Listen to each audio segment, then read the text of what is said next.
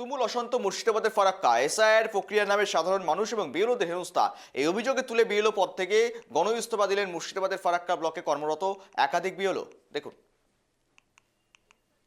নামে সাধারণ মানুষ ও বিএলওদের হেনস্থা এই অভিযোগ তুলে বিএলও পদ থেকে গণ ইস্তফা দিলেন মুর্শিদাবাদের ফারাক্কা ব্লকে কর্মরত একাধিক বিএলও। জেলা প্রশাসনের এক আধিকারিক জানিয়েছেন, বিএলওদের কাজ করতে না চেয়ে গণ ইস্তফাপত্র এখনো গৃহীত হয়নি, তাই সমস্ত বিএলওকেই তাদের নির্দিষ্ট কাজ করতে হবে। বিএলওদের দাবি, সরকার নির্ধারিত নির্দেশ অনুযায়ী তারা সমস্ত প্রয়োজনীয় নথি সংগ্রহ করে অ্যাপে আপলোড করে কাজ সম্পূর্ণ করেছেন, কিন্তু তারপরেও প্রতিদিন নতুন নতুন নথি চেয়ে পাঠানো হচ্ছে এবং একাধিকবার সংশোধনের নির্দেশ আসছে। এর ফলে সাধারণ মানুষকে বারবার ডাকা হচ্ছে, যা থেকে হেনস্থার পরিস্থিতি তৈরি হচ্ছে। এই পরিস্থিতিতে সমস্ত দায়ভার এসে পড়েছে বিএলওদের ওপর। এর প্রভাব পড়েছে তাদের ব্যক্তিগত ও পারিবারিক জীবনে। মানসিক চাপ এতটাই বেড়েছে যে অনেক বিএলও প্রতিদিন সরকার প্রদত্ত অ্যাপ খুলতেই ভয় পাচ্ছেন। ক্রমাগত চাপ ও অনিশ্চয়তার কারণে তারা স্বাভাবিকভাবে কাজ করতে পারছেন না বলে অভিযোগ।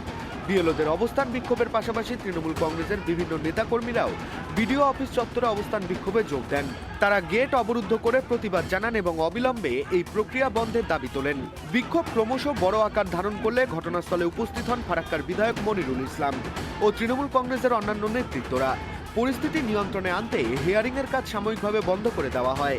তবে উত্তেজনা আরও বাড়লে এক পর্যায়ে উত্তেজিত জনতা হিয়ারিং ক্যাম্পে ভাঙচুর চালায়।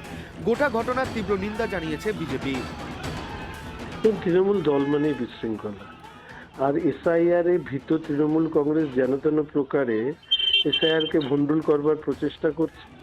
আর অন্যদিকে সাধারণ মানুষ যাদের হিয়ারিং এ ডাকা হচ্ছে, তাদের যদি শুনানি বন্ধ করে দেওয়া হয় তাহলে সব থেকে বিপদগ্রস্ত হবে এই মানুষরা যারা হিয়ারিং এ ডাক পাচ্ছে।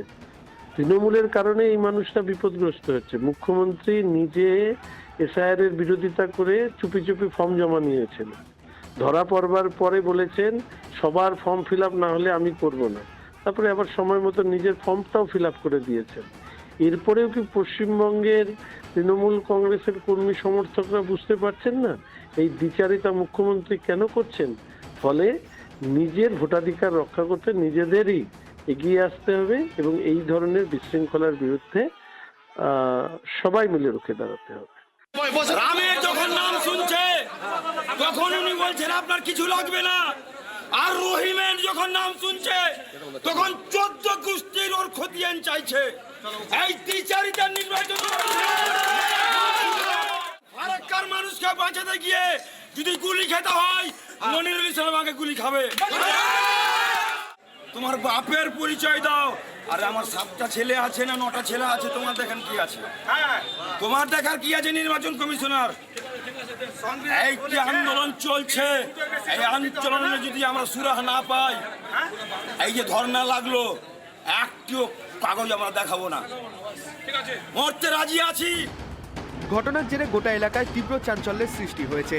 প্রশাসনের তরফে পরিস্থিতির ওপর নজর রাখা হচ্ছে এবং পরবর্তী পদক্ষেপ নিয়ে আলোচনা চলছে। ফারাক্কা থেকে সাগর মণ্ডলের রিপোর্ট, কেটিভি বাংলা।